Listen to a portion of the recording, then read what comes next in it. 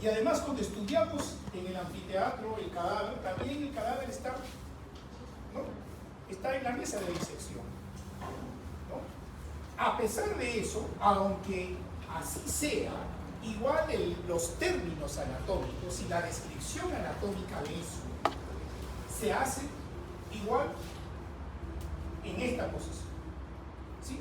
Eso debe quedarles claro, por favor, ¿sí? Repito entonces, aunque la persona esté, ¿sí?, en decúbito dorsal o en decúbito lateral, que puede ser decúbito lateral derecho o izquierdo, o en decúbito ventral, sea en la posición que esté, hay veces en que a veces hay que examinar a una persona en esta posición. Hay muchas otras posiciones más, ¿sí?, dependiendo de lo que se quiere examinar, pero es lo mismo. Lo que vamos a describir, lo vamos a describir en la posición anatómica. ¿Sí? ¿Ya? Entonces ahora vamos a los planos. ¿Ya? Estos son los planos principales. ¿Sí? El sagital, el coronal y el transversal.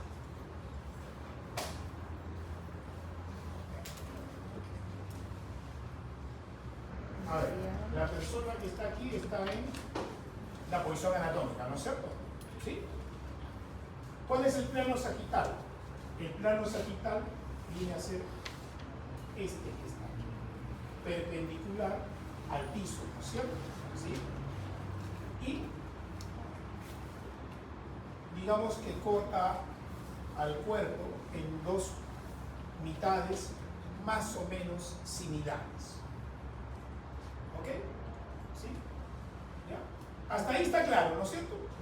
¿Ya? Entonces, este es el plano sagital.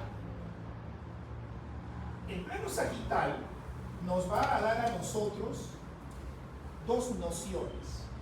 Todo lo que está lejos de este plano, ¿sí?, todo lo que está o lo que se aleja de este plano, ¿qué es? Lateral o externo, ¿ya? Pero en anatomía se usa más el término de lateral, más que externo se dice lateral, ¿ya? Y todo lo que se acerca a la línea media o lo que se relaciona más con este plano se dice que es medial o interno. Entonces, si esto es el antebrazo, ¿este qué borde sería? ¿Sería el borde lateral o el borde medial del antebrazo? Ese es el borde medial, ¿no es cierto? También se llama borde cubital. ¿Y por qué se llama cubital? Porque es el cúbito. De los dos huesos que hay en el antebrazo, el cúbito es el hueso que está medial y el radio es el lateral. ¿Sí? Entonces también se dice cubital o radial.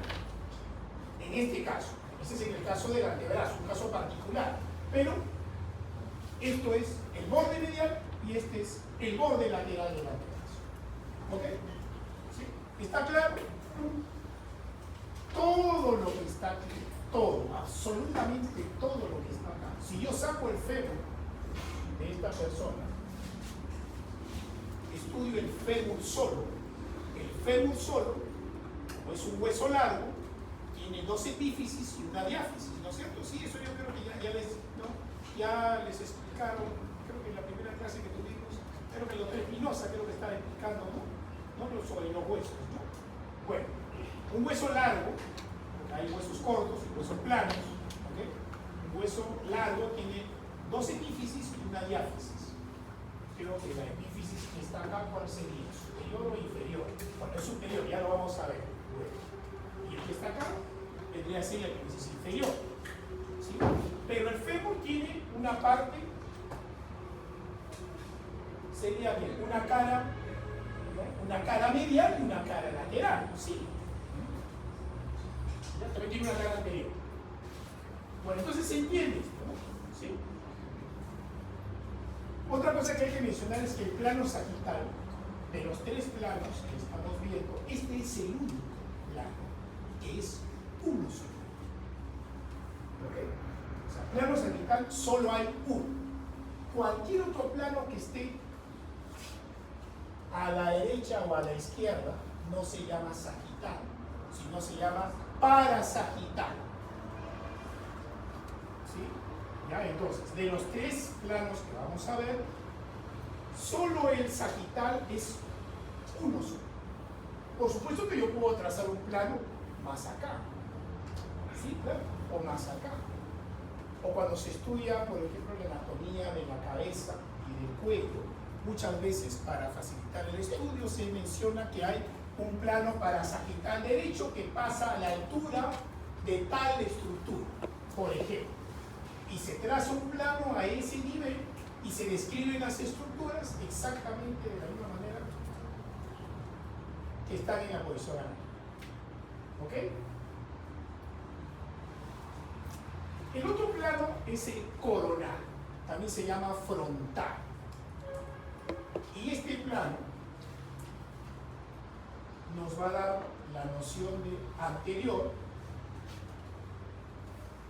y posterior.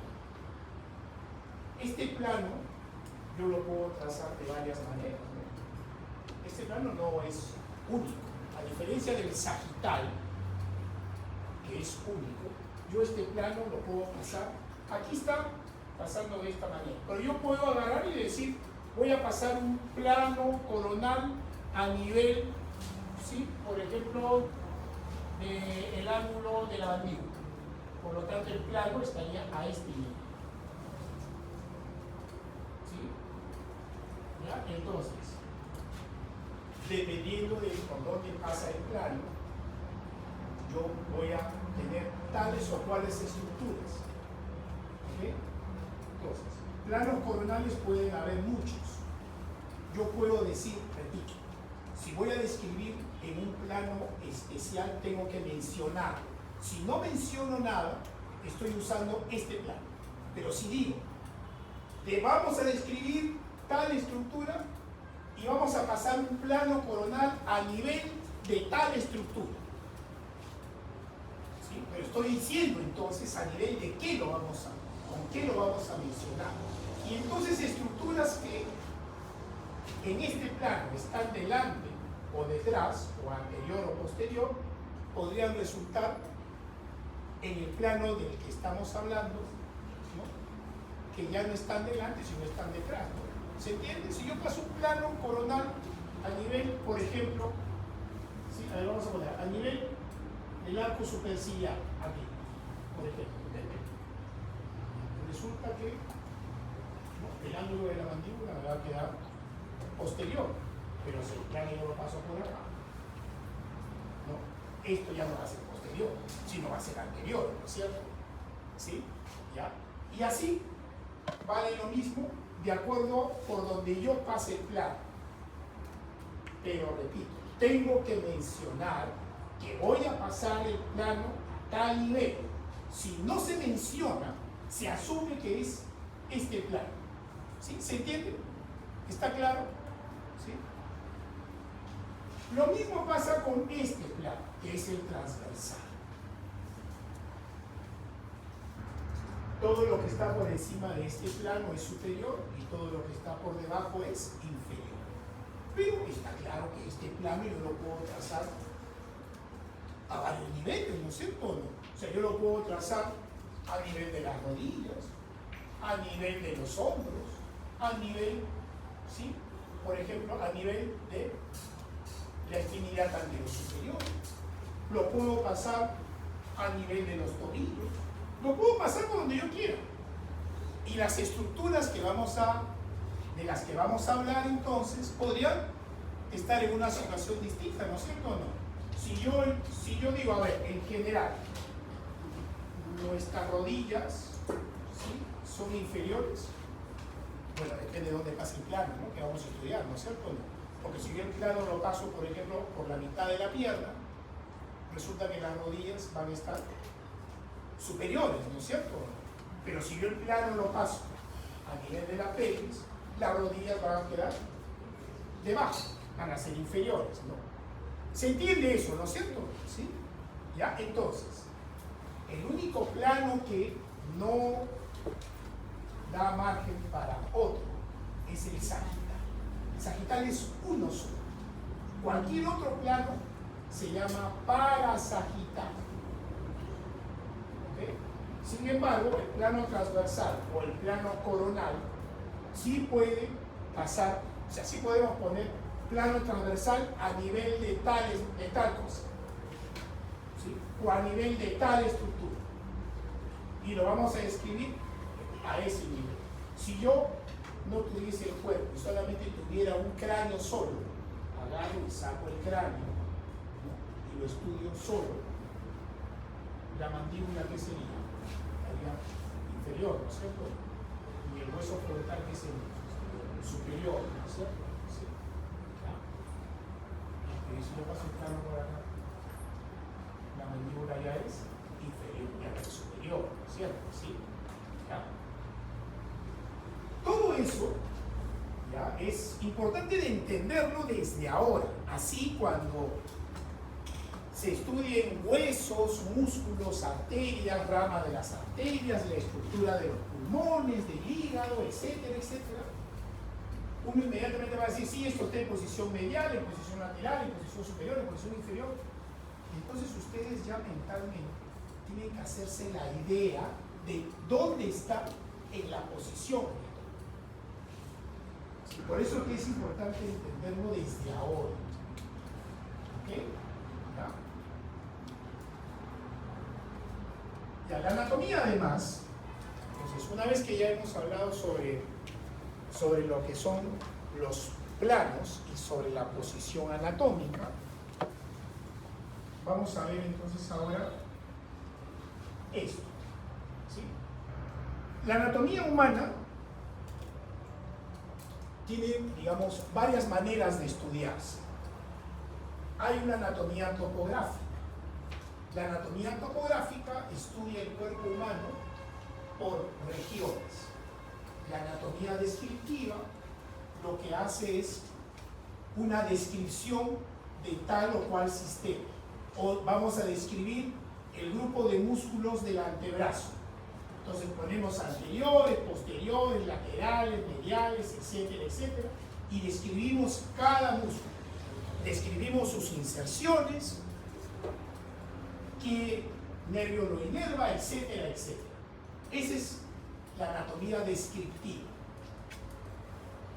La otra anatomía, la otra manera de estudiarlo, y quizás sea la más importante, porque finalmente nosotros cuando veamos a un paciente no vamos a ver un esqueleto, no vamos a ver un esqueleto, no vamos a ver un cráneo, o vamos a ver un cráneo.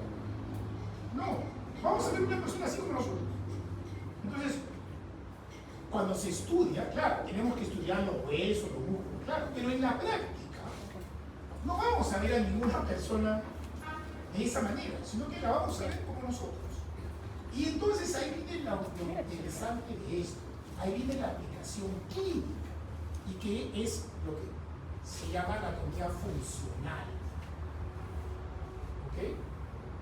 Es tan importante como las otras dos. Por supuesto, para poder interpretar bien esta anatomía, tengo que saber esto, porque si no, lo mismo. ¿Sí? Luego ahora vamos a ver un par de ejemplos de cómo, ¿no?, el entender esto nos puede a nosotros dar la pauta de lo que puede pasar entonces cuando hay alguna patología. ¿Ya? Entonces, la anatomía topográfica nos estudia por regiones. ¿Ya? Bueno, entonces esto es conocido, ¿no? Hay un esqueleto, ¿sí?, axial que se llama, ¿no? Y luego está la parte central. La estructura central del cuerpo se llama columna vertebral. El esqueleto axial, ¿sí?, viene a ser lo que son las extremidades o miembros. Para los fines de la anatomía existen miembros superiores y miembros inferiores. De manera coloquial, uno se refiere a brazo o a pierna, ¿no es cierto? ¿Sí? Claro, de manera coloquial lo sabemos así, pero en la anatomía no es así. ¿Sí? En anatomía se llama en realidad miembro superior y miembro inferior. Cabeza, cuello y tronco. El tronco incluye ¿qué? El tórax, el abdomen y la pelvis. Eso es lo que incluye el tronco. Los miembros superiores e inferiores están unidos a este esqueleto mediante lo que se llama la cintura escapular y la cintura pélvica. La cintura escapular básicamente es la articulación del brazo con la escápula. La escápula también se llama omóplato. En anatomía se usa más escápula que omóplato, ¿ok? Es lo mismo, pero se usa más el término escápula, ¿ya? Entonces, la articulación escápulo-humeral o articulación del hombro, ¿no?, es la que representa lo que se llama la cintura escapular. Hay además de los ligamentos, de la estructura de la articulación, hay además una serie de músculos que unen el miembro superior al esqueleto, a la parte media. Y en cuanto a la cintura pélvica, pasa lo mismo. La articulación de la cabeza del fémur con el hueso ilíaco y que forman la articulación coxofemoral, que se llama, o también llamada cadera, ¿sí?, porque ese es el otro término que se usa, la articulación de la cadera, es la cintura pélvica. ¿Sí? ¿Se entiende esto entonces, no? ¿Sí? Ya. Pero a ver,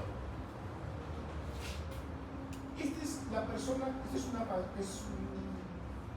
imagen de una persona de sexo femenino. Y a ver, esto es lo que nosotros vamos a examinar, ¿no? Si viene una paciente mujer, esto es lo que vamos a ver nosotros. No vamos a ver un esqueleto, vamos a ver esto. Pero, y resulta que hay una serie de estructuras, ¿sí?, óseas generalmente, que hacen relieve en el cuerpo, dependiendo de la contextura de la persona. Si es una persona de repente muy obesa, va a ser un poco más difícil encontrar los relieves por el tejido graso que tiene.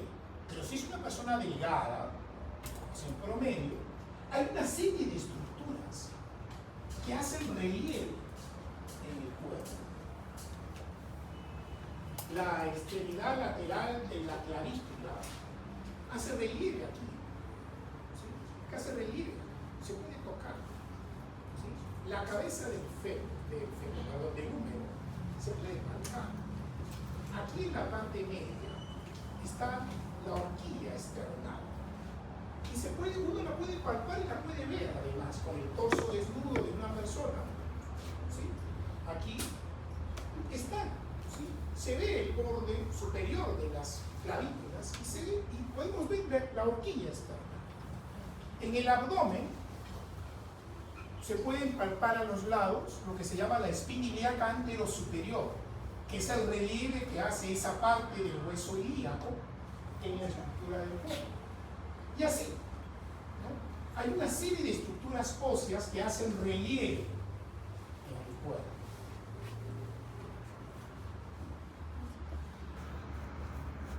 Estos se llaman coloquialmente como nudillos, ¿no? Así se le llama, ¿no? Nudillos. Bueno, pero en medicina no se llama con nudillos, ¿no? ¿Sí? ¿Qué viene a ser eso?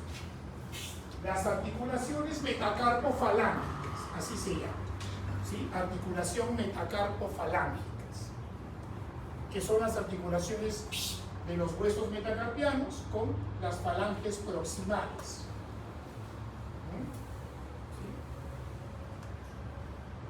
Aquí, en la parte distal del antebrazo, hay una estructura ósea que se puede palpar fácilmente, ¿no? ¿No es cierto? ¿Sí? Es palpable fácilmente. ¿Qué es eso? ¿Qué es eso? Parte del cúbito, ¿sí? La apófisis espinosa del cúbito. En anatomía se emplean una serie de términos derivados del latín que significan prominencias o depresiones. El término de Apófisis significa de algo que sobresale. Epífisis es algo que está por encima. El término epi, el prefijo epi significa sobre tal cosa. ¿Ok? ¿Sí? Así como en medicina el término, el sufijo oma, ¿qué significa? Hematoma, carcinoma, sarcoma. Deben haber escuchado alguna vez, ¿no es cierto? ¿Qué significa eso? Mioma, ¿no? Significa tumor. ¿Sí? O sea, el sufijo oma significa tumor. O bulto, por ponerlo en términos coloquiales. Si yo digo que hay un hematoma, ¿qué significa? Que hay un bulto o una tumoración que está formada ¿por qué? Por sangre. Por eso se dice hematoma. Si es un lipoma, es un tumor de tejido graso. Por ejemplo, un mioma vendría a ser un tumor de tejido muscular. Pero ahí hay que hacer la salvedad de que el tejido muscular hay músculo liso, músculo estriado y músculo cardíaco. El nombre, el término para mencionar cada uno de esos tumores es diferente. Una cosa es un leiomioma y otra cosa es un rhabdomioma. Ahí la cosa se complica un poquito más. ¿Sí? Pero todos sabemos que es de músculo liso y de músculo estriado. A eso se refiere. ¿Sí? Ya. ¿Ya? ¿Hasta ahí? ¿Alguna pregunta? ¿Ya? Entonces. Sí. Ya, el término de metáfisis, la metáfisis se encuentra entre, es un término que se usa en los huesos largos, ¿ok? La metáfisis está entre la epífisis y la diáfisis. ¿Y la zona de la metáfisis cuál es? La zona en donde está el cartílago de crecimiento del hueso, de un hueso largo, hueso largo. O sea, solo los huesos largos tienen metáfisis. A partir de allí, de esa metáfisis, los huesos crecen en longitud. Cuando hablamos de hueso largo, no nos estamos refiriendo al tamaño del hueso, por si acaso.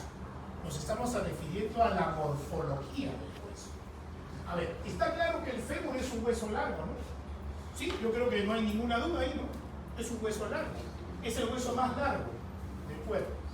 Sí, sí, perfecto. Bueno, los 5 huesos que están aquí se llaman metacarpianos. Los de pie se llaman metatarsianos.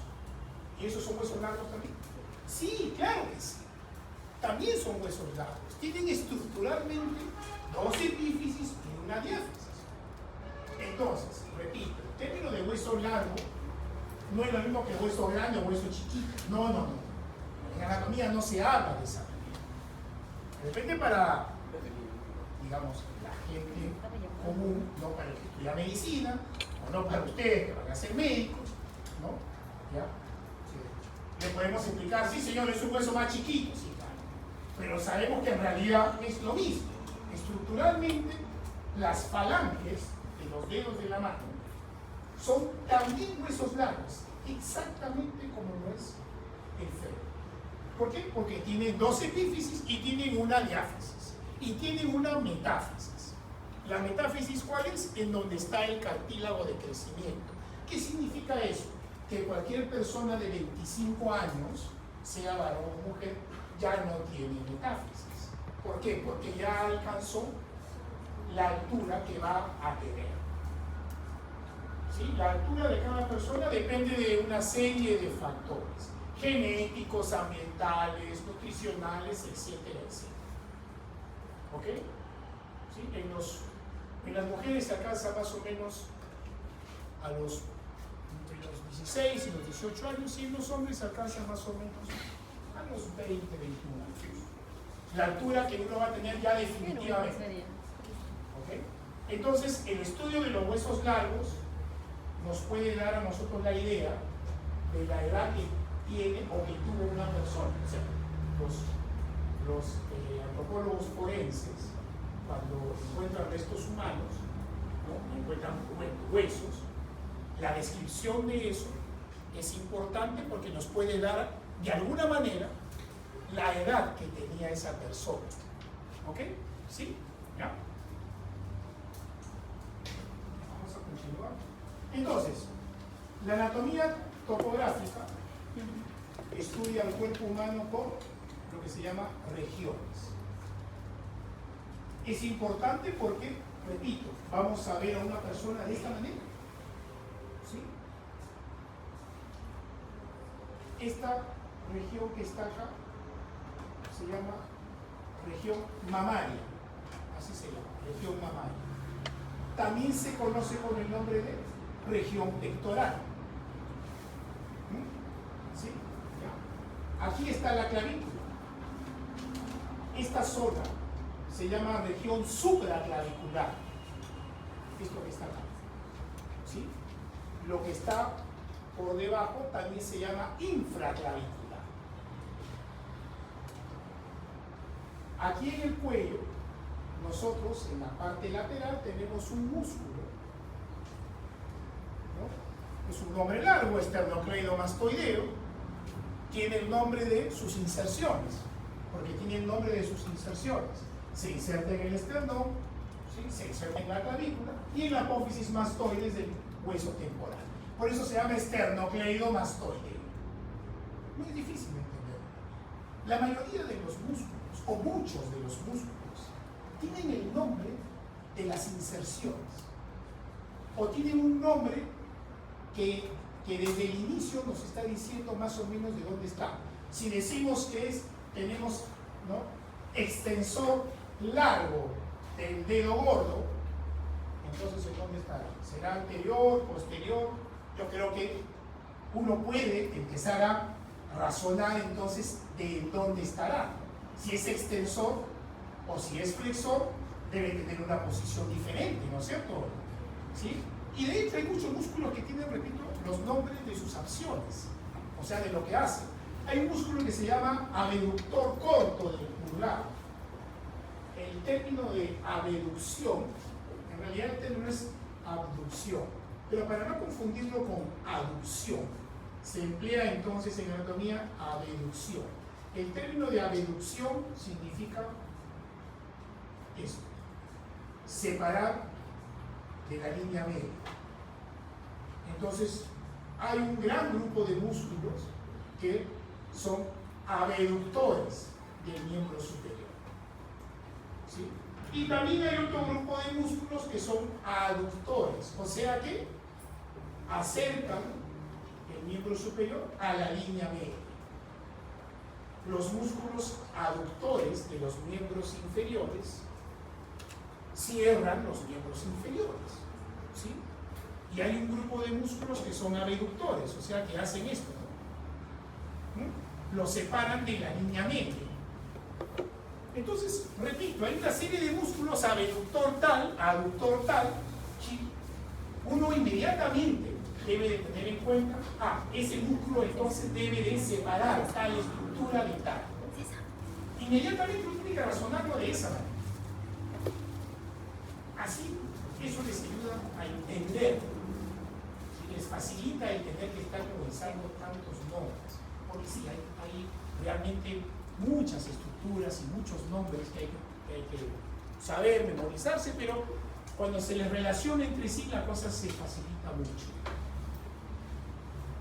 Hay también, ¿sí? Entonces, a ver, vamos a ir viendo luego progresivamente a medida que se desarrolle el curso. Hay una serie de regiones en el miembro superior, también hay regiones en el miembro inferior. Esto es hombro, brazo, codo, antebrazo, muñeca y mano. Cadera, muslo, rodilla, pierna y pie. Pierna solo es eso, nada más. Esto no es pierna, es muslo.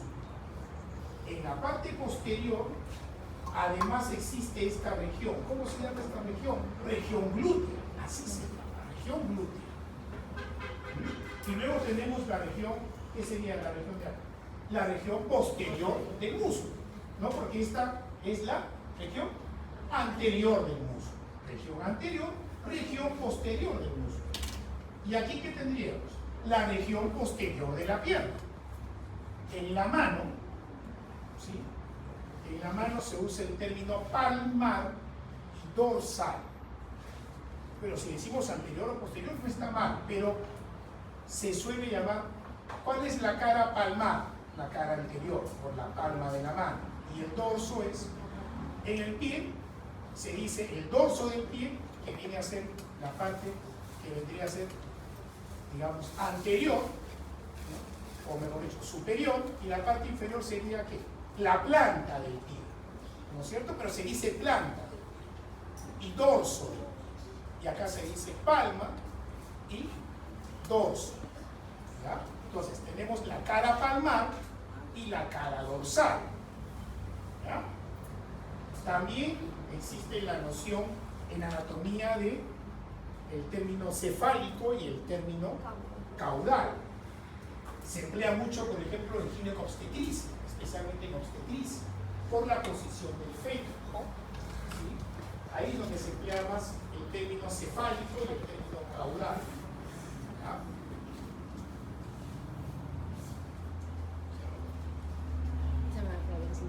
Bueno, en cuanto a la anatomía descriptiva, esto ya el doctor Valderrama les había ya hablado también en la primera clase, ¿no?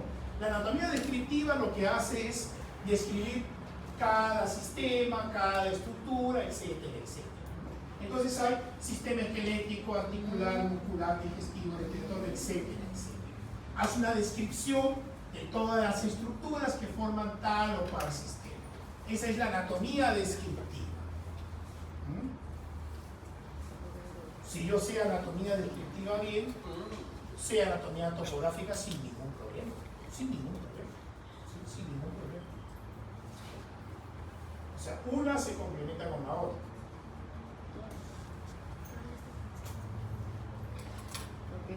Y luego tenemos la aplicación.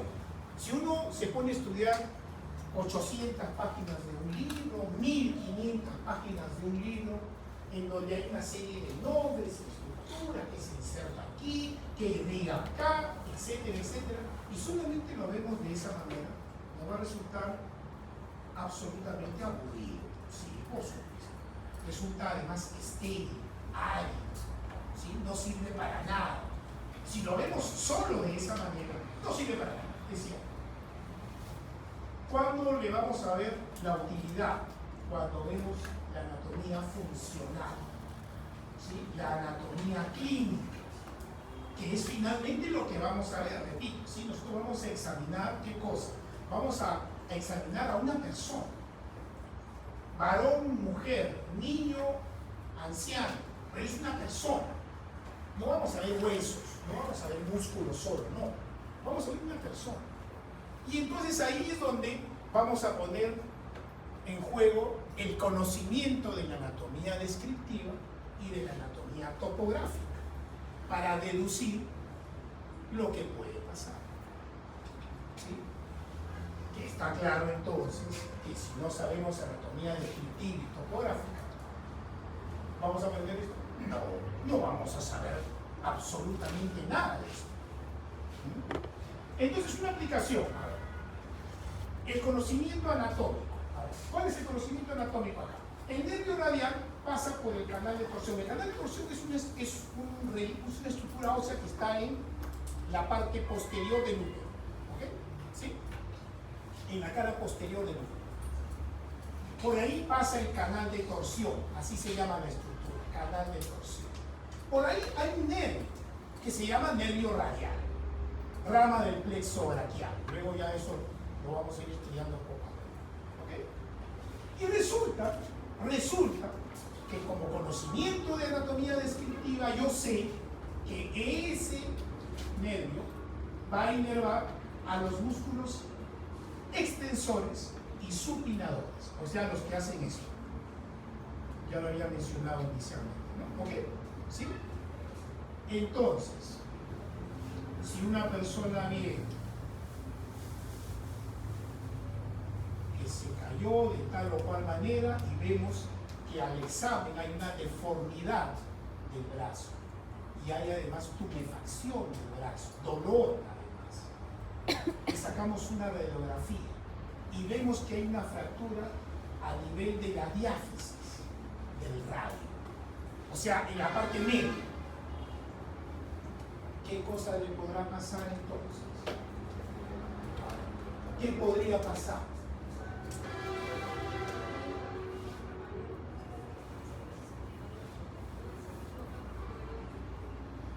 Exacto. Digamos que el mejor término para describir lo que podría pasar sería el siguiente. Doctor, si el paciente tiene una fractura, ¿podría tener una lesión, doctor, del nervio radial? ¿Sí? ¿Ok? Podría. Porque no siempre ocurre. Además, hay una serie de cosas que habría que entender. No es la idea que tienen ahora, pero podría haber una lesión parcial o total. Eso es otro tema. Pero como el conocimiento práctico es el siguiente, o la idea es la siguiente, ¿ok? Sabiendo la anatomía descriptiva y la anatomía topográfica, yo puedo saber entonces, como dice su compañera, que efectivamente, si la lesión está acá, doctor, entonces, ¿no?, seguramente se ha lesionado el nervio radial, por lo tanto, esa persona no va a poder hacer quizás este movimiento, ¿no? ¿No es cierto, no? O de repente lo va a hacer con dificultad. ¿Por qué? Porque al estar lesionado el nervio, ¿no?, eso va a perjudicar la inervación de los músculos, ¿no? ¿Se entiende entonces la aplicación clínica ahí? Y así, en realidad, existe muchísima otra aplicación en muchos otros lugares. ¿Sí? Deben haber escuchado cuál es el término de tortícolis, ¿no? Deben haber escuchado alguna vez. ¿Saben qué es tortícolis? ¿No pueden escuchar nunca qué cosa es una tortícolis? Sí, es como acá. La tortícolis es una contractura involuntaria del músculo esternocleidomastoideo. ¿Sí? Si yo tengo tortícolis derecha, significa que tengo una contractura involuntaria del músculo esternocleidomastoideo. Los esternocleidomastoideos, ¿qué hacen? Entre sus funciones principales está lateralizar la cabeza. El izquierdo hace esto, el derecho hace esto. ¿Ok? Por lo tanto, si la persona tiene tortícolis, ¿podrá hacer esto así? Probablemente lo puede hacer, pero con mucho dolor. ¿Por qué? Porque tiene contractura involuntaria del músculo. ¿Sí? Ahora, ¿y yo cómo sé que ese es el bloqueo de mastoideo? Bueno, porque yo sé anatomía, ¿no? Porque yo sé anatomía descriptiva, por eso. Porque yo sé que acá está el músculo, ¿no? Y además porque al momento de palparlo, lo voy a palpar más rígido de lo normal, y además va a haber dolor a la palpación del músculo. ¿Sí? Otra aplicación, por ejemplo, de algo frecuente, el apéndice, ¿sí?, que es una evaginación del ciego, que es la parte inicial del intestino grueso, se proyecta en lo que se llama la fosa ilíaca derecha. Cuando veamos anatomía topográfica del abdomen, vamos a ver que el abdomen se divide en 9 cuadrantes y que el cuadrante que está acá se llama fosa ilíaca derecha. ¿De acuerdo? ¿Sí? ¿Ya? Entonces, ese es el conocimiento anatómico, topográfico. El conocer eso implica que yo debo de conocer qué estructuras hay adentro. ¿Y qué cosa hay adentro? Hombre y mujer, ¿qué tienen allí? El cielo, el apéndice secano. Las mujeres, además, tienen el anexo derecho, la trompa y el ovario derecho. ¿Ok? Entonces, si una persona viene con dolor en la fosa ilíaca derecha y tiene dolor en el llamado punto de McBurney, no interesa que sepan ahorita cuál es el punto de McBurney. ¿Okay? Es un punto de la anatomía topográfica, pero si hay dolor en esa zona, ¿qué cosa puede tener entonces el paciente? Apendicitis. Ahora, suena muy fácil decirlo, pero cuando es una paciente mujer, la cosa ya no es difícil. En la práctica clínica, vamos a ver que si es un varón joven, probablemente no va a haber ningún problema en diagnosticar apendicitis. Pero si es una mujer, y más en edad fértil, no solamente puede ser apendicitis, que de hecho es una opción a considerar, pero también puede ser un embarazo ectópico. Un embarazo ectópico es un embarazo que se forma fuera de la cavidad uterina. Normalmente el embarazo, ¿sí?, se forma en útero, ¿sí? La única función que tiene el útero es esa, ¿sí?, anidar el producto de la concepción, ¿ok? Pero por muchas, ¿sí?, patologías que no vienen en este momento a cabo mencionar, pero que las van a aprender, eso no siempre ocurre así. Y el lugar en donde más frecuentemente ocurre es en la trompa. A eso se llama embarazo ectópico. Entonces, una paciente mujer con era fértil, ¿sí?, ¿ya? Porque obviamente si tiene una señora de 70 años, no vamos a pensar que tiene un embarazo ectópico. Yo creo que eso está claro, ¿no? ¿Sí? ¿Ya? En otras palabras, la edad también es importante a considerar, por supuesto que sí. Pero hablemos de una mujer en edad fértil. Para los términos epidemiológicos, mujer en edad fértil es entre los 15 y los 45 años. ¿Ok? ¿35? Epidemiológicamente hablando, Ok. mujer en edad fértil es entre 15 y 45 años. Entonces, mujer en edad fértil, con dolor en la fosa derecha, ¿puede ser apendicitis? Sí, por supuesto. Pero también puede ser un quiste de ovario, un embarazo ectópico, una enfermedad pélvica inflamatoria, una infección urinaria. Hay más opciones a considerar. ¿Sí? Bueno, eso ya es un poco clínica, pero hablando de la anatomía, el conocimiento anatómico es, yo debo de saber qué estructuras anatómicas se proyectan en la fosa ilíaca derecha, o en la región umbilical, o en el hipocondrio derecho, que son los otros 9, cuadrantes, ¿no?, de la anatomía topográfica del abdomen. Y entonces, el dolor que resulta, o una lesión por arma blanca, por ejemplo, en cualquier parte del abdomen, nos puede o nos debe a nosotros sugerir qué cosa podría haberse lesionado. Pero, ¿qué es lo que debo de saber en mi sangre? ¿Qué tengo que saber?